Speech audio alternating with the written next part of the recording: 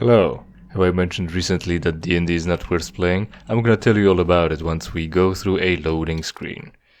We're gonna go with Jolly because he's a Jedi. Jedis are the best. And T3 because I don't think we're gonna have to hack anything. But it's not like the game is difficult and I would need a combat guy to help out. Right then, beaches of an unknown world. Our task is to find parts to repair Ebon Hawk. He said stabilizers. Oh, also, immediately notice how there are Giskas on this planet. Someone brought them over, and they did not evolve into something else. As in, you know, a sister clade from the original migrants.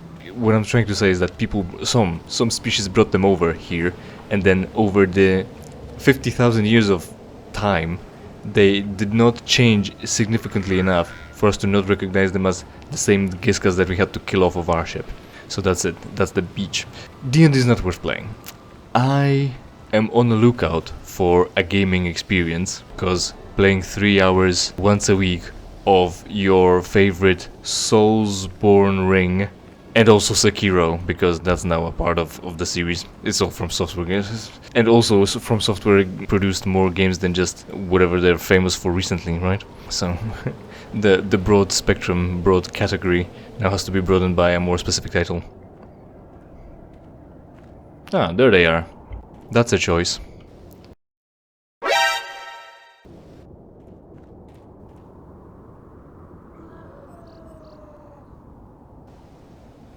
Looks like they're already mad that we've landed on their property. Fortunately, we don't really care. Oh, also, that's racist. You would notice that they're Rakatan warriors, and they're kind of dark-skinned. They'll definitely be considered dark-skinned compared to what we're gonna come across later on. So, they're black, and they're savage. More of that, and then of course, you know what. Oh no, they've got grenades! Holy shit! Oh, they're dead. This guy's still alive. What a resilient dude. There are Duros here too. You have defeated the murderous animals. We thank you, human, for saving us. I didn't do it for you. No problem. Well, they attacked me first. If I had known you were there, I would have waited a couple of minutes. So what are we saying? We can play into whatever they're doing and then charge them, I guess, since they're already given away their position. No problem. If your arrival had not been so fortuitously timed, we would have been in great danger. We thank you again for saving us. What are you doing here? Why would they have attacked you? How do you know I'm friendly to you? Oh yeah, that's a good question, right? Actually, I'm not here to save you. Actually, I'm not here to save you. I'm gonna say that. I'm gonna fucking say that, but I'm also curious. I'm not curious. This is zero fucks given. Actually, I'm not here to save you. You're not. Then why are you here for? I have to find a way off this world. It's not like I had a choice. I'm here to finish the job they started. So to kill the terrorists, we don't care about the terrorists. It's not like I had a choice. I have to find a way off this world. As do we all. Yeah, but your part is your problem. We have seen little in the short time we have been on this world that would indicate a way off, except...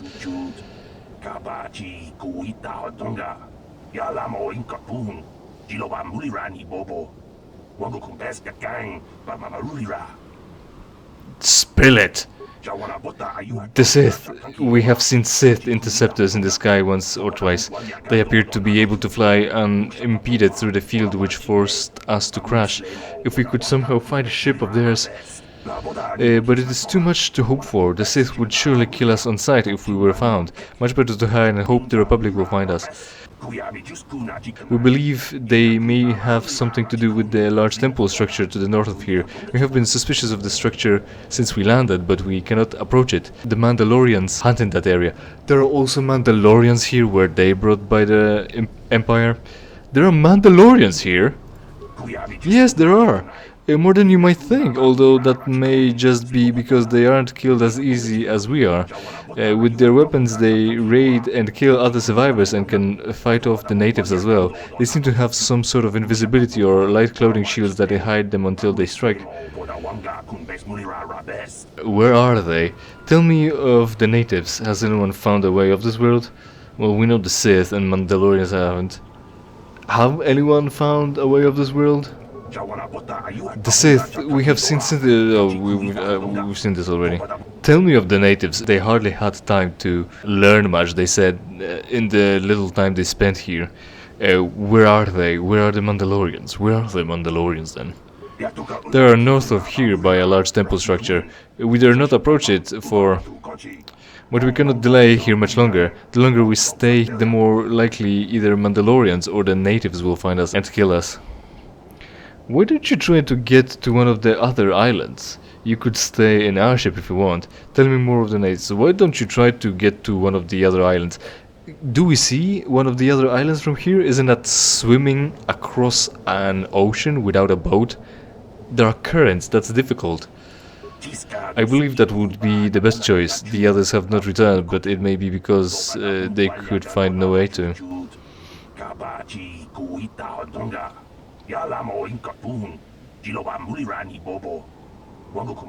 Spill it! It would be worth the risk rather than stay here and face certain death. I thank you one last time, human, for saving us. We shall remember you and hope that, should you escape, you will tell the Republic of us something or another. Strangers or stragglers, I don't know, I don't care.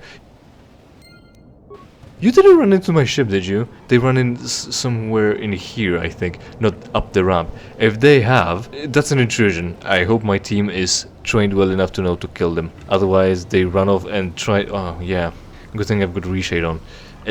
I guess they went down the beach and tried to swim to one of those islands. Also, what are these structures? I don't know.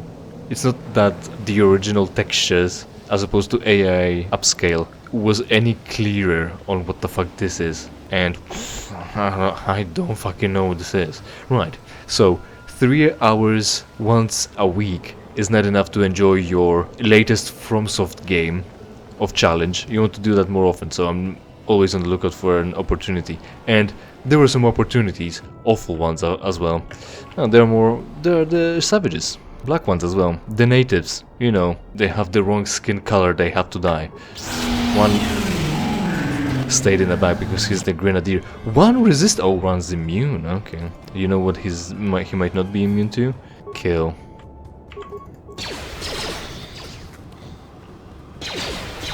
And so he's not immune, right. So the remaining one will be taken down by the rest of the team. Meanwhile, I'll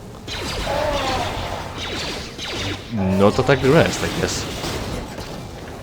They've got more grenadiers and they still have the grenades, even though they're using relatively simple melee weapons. They're already vibroblades as well, so there's some tech going on. Of course, it is Star Wars after all. Very well.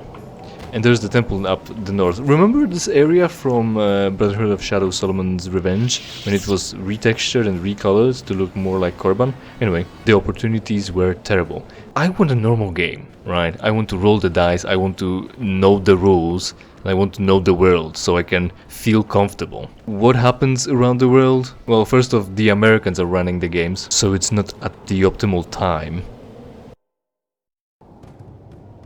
And second, they often have their own microfiction to sell you, right? Instead of benefiting from 40 years on development and publishing of an established first-party publishing setting like Forgotten Realms, no, they need to create their own world, because there is no part of the world that's been developed for 40 years that they can set their little adventures in. There's completely nothing that can suit their needs. And when they start with their fresh new homebrew world, they also take it as a mandate to start changing rules.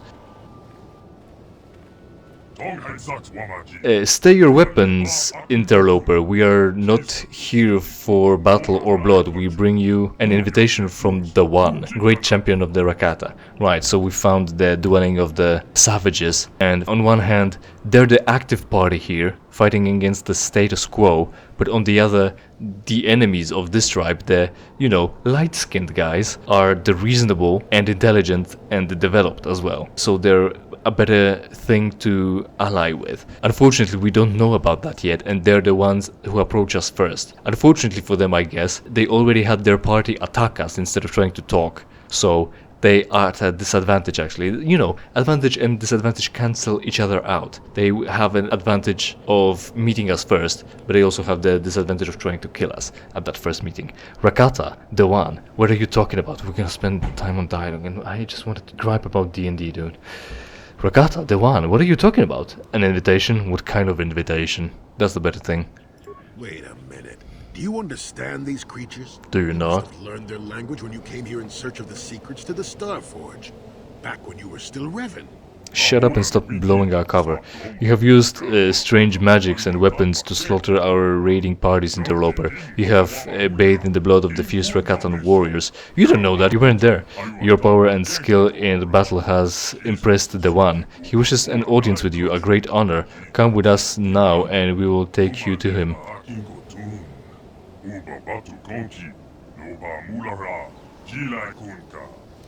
Great honor to him, surely. Also, they have the Starforge emblem on their tabards or robes, whatever you want to call them. Their clothes. Their clothes.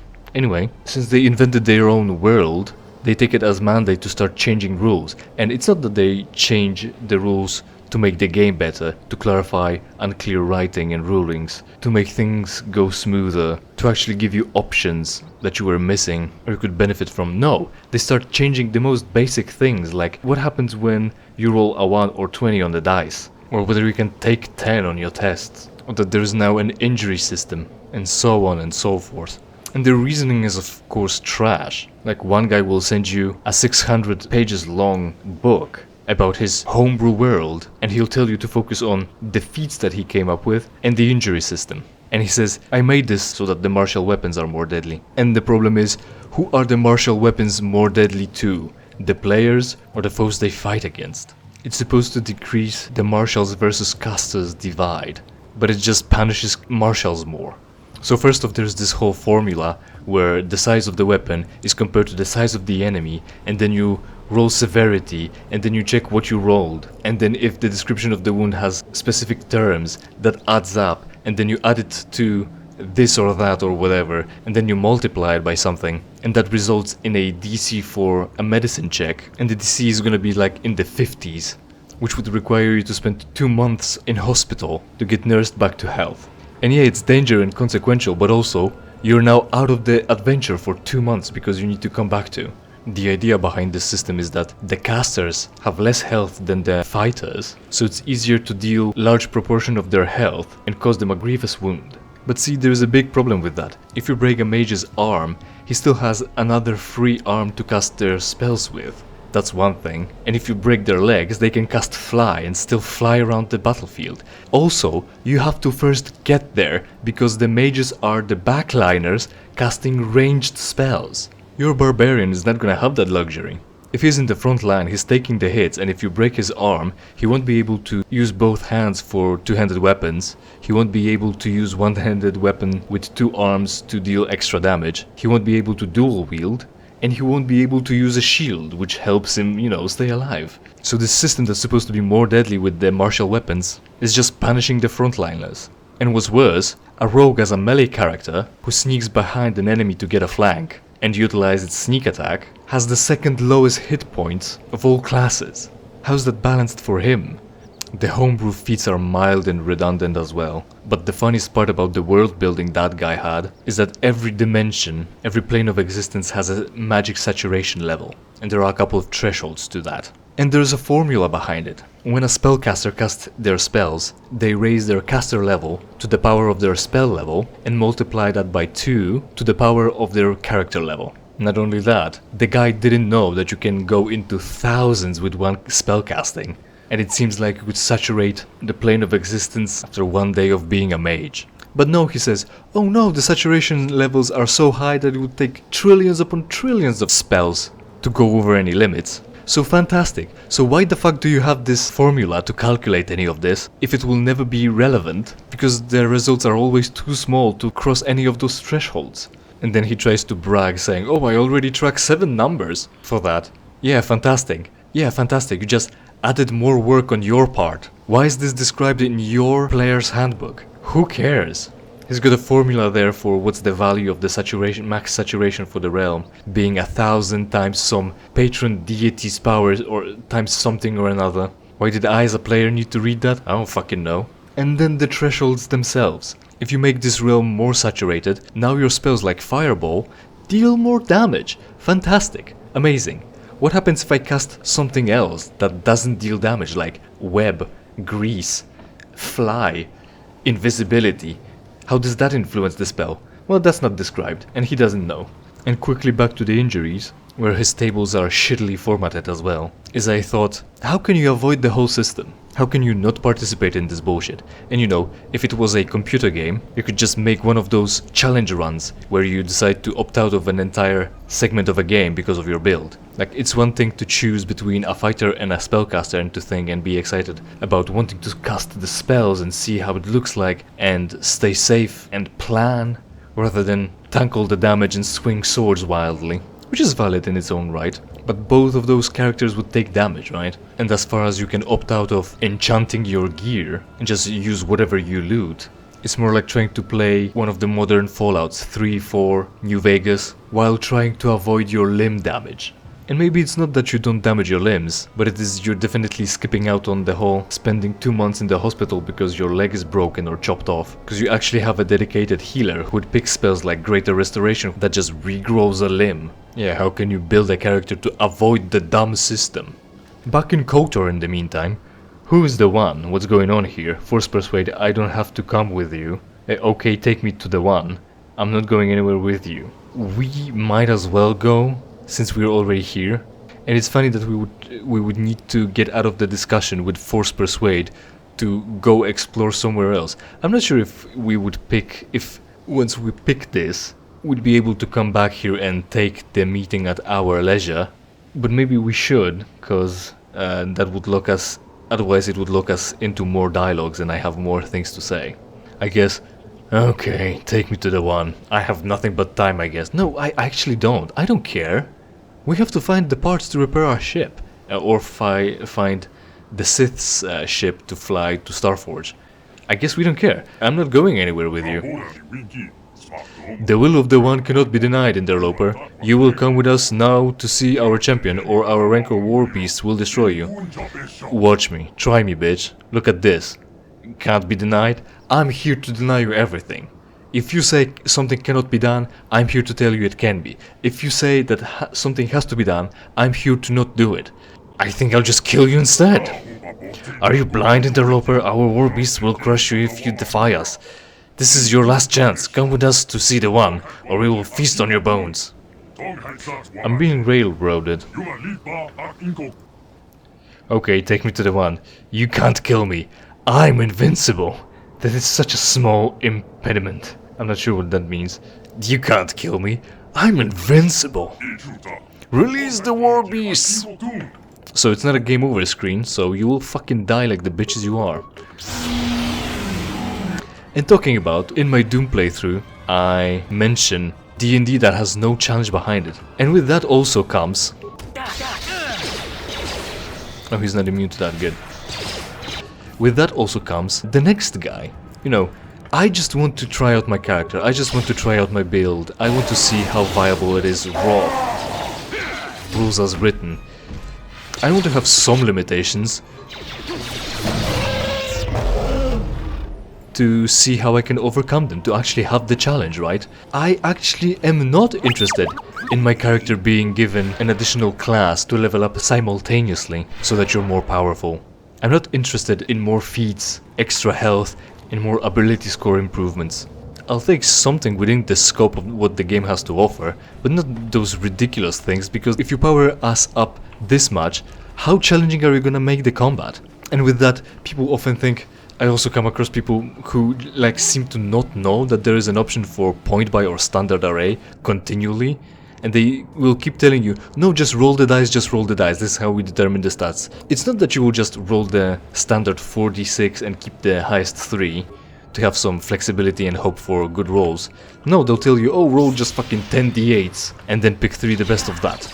That definitely gives you more chance to get better stats, but it doesn't guarantee that. And even though you might roll amazingly, right, with all the 8s and ending up with 24s in every single stat, someone else will end up rolling fucking 13s or 7s.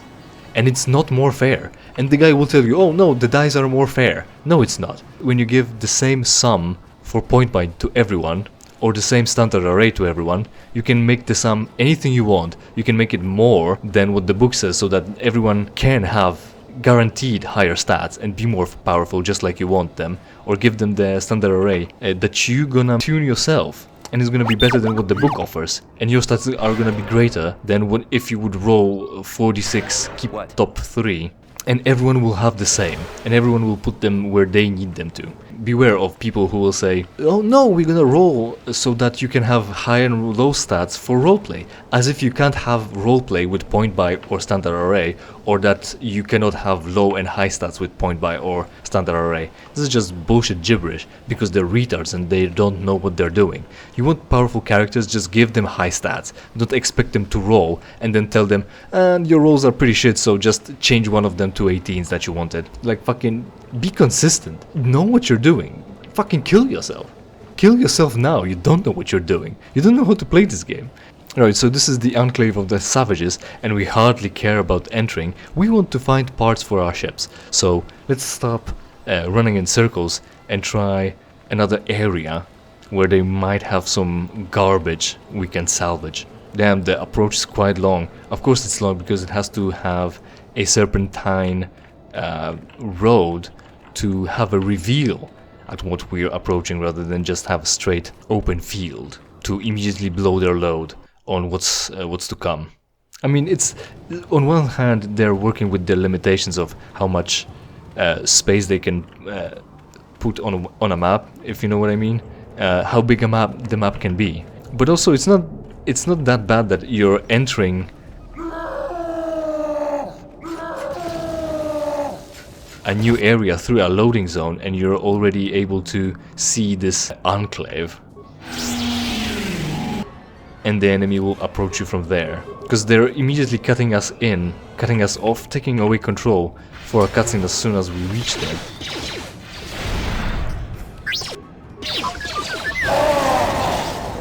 Not this again! I'm fine with this again. I'm fine with another victory.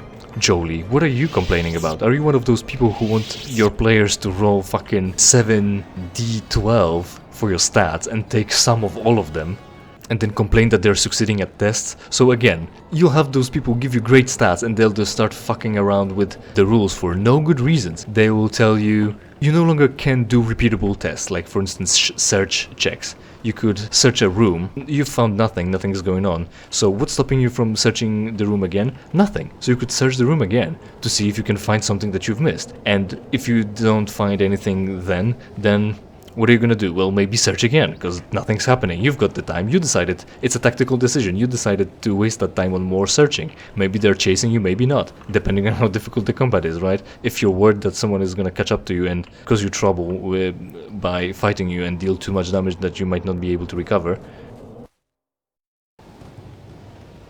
maybe you don't want to be searching, maybe you want to be moving forwards. But no, you just won't be allowed to do that, because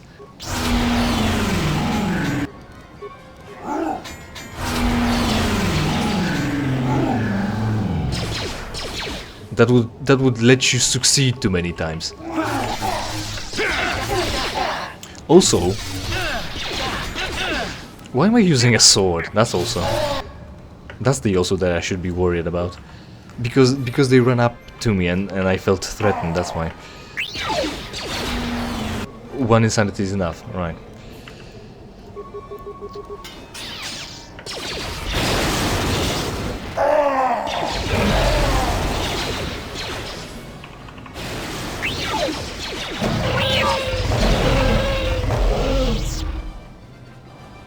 Right, there, a little bit of focus on the difficult combat. And the other thing is, in D&D, usually you don't actually have critical failures and successes, unlike Pathfinder 2. This is a pretty cool system in Pathfinder 2, but D&D doesn't have that. If there is a critical success or if there is a critical failure on a skill check, it will tell you at the description of a skill. In D&D 3, for instance, if you fail disable traps by 4, you just fail, but you don't trigger it. If you fail it by 5 or more, you trigger it and you take damage. So that's kind of shit, right? You don't want to fail. So maybe you want to weigh your options, whether you want to take 10 and see if you can deal with that. And if that's too little, then that's your choice, right?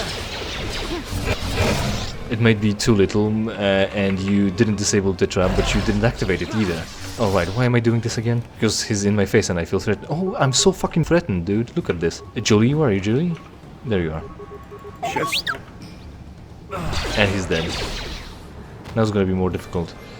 Stun. Right, we stunned him. And now lightning. Lightsaber. T3, save me. I went in mindlessly. No, don't fight more rancors. We need to pick up our leader. So it's again your choice. Maybe you think, I'll take it. It'll be fine. I'll take 10, and instead of rolling, I'll just disable the trap as is. And it turns out that was too little. But how little was it? Well, maybe you triggered it, maybe not. Maybe you didn't trigger it. So now you think, oh, I'll just try again, right? We have to get through this trap. So one way or another, I have to try again. And then you're forced to roll because taking 10 wasn't enough. And now the risk is there, whether you're gonna trigger the trap or disarm it. And as simple as, right? You pick a trap, you decide how difficult it's gonna be to disable it, and the randomness of the situation comes in a form of the player rolling the test. Instead, you can also fuck more with all the rules for no good reason and decide that the trap DC is gonna be a contested roll as well. And on top of that, you can decide that the player is only gonna have 2 rolls to attempt a skill check ever.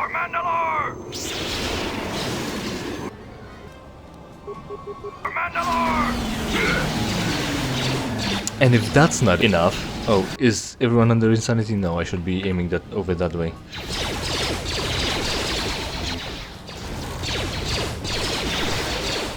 Dude, I'm being stunned by the fucking cryo grenade. Get your force out. Fucking... I can't do either. They keep throwing grenades at me, dude. Yes.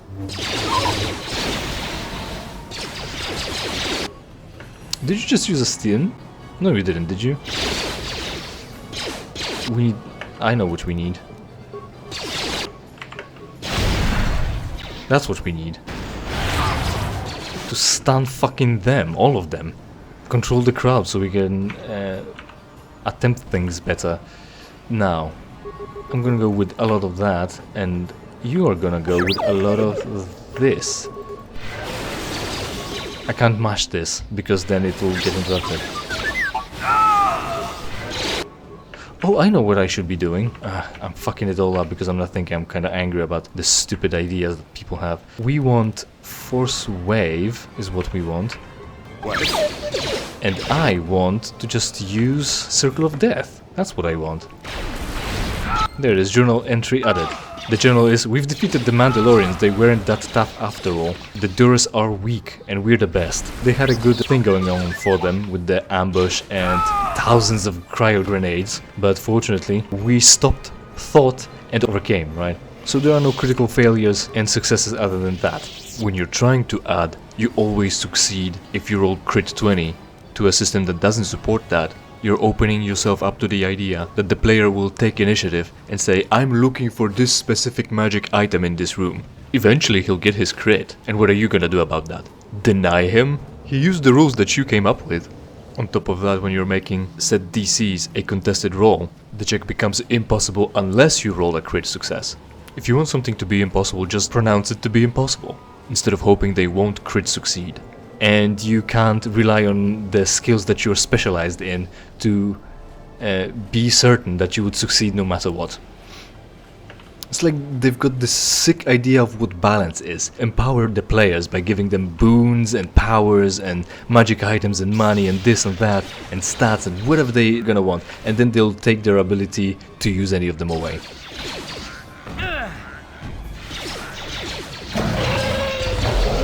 Right, that's gonna be good enough.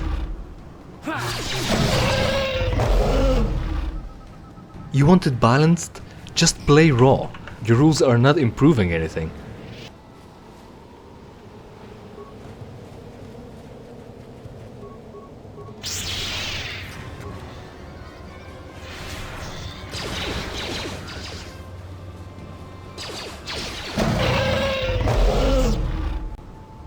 Some other time you'll find a game where the guy decided to just change the number of points it requires to buy a specific stat value in point buy. What I mean is, for instance, let's start with 10, and then to go from 10 to 11 it costs 1 point. But he decides it's gonna cost half a point. Why?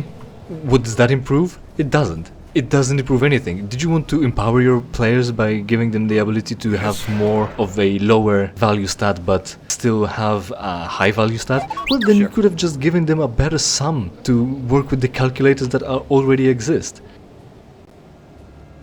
This relentless fucking stupidity, man. This idea that rolling for everything is fun, that failing at what you specialize in is great.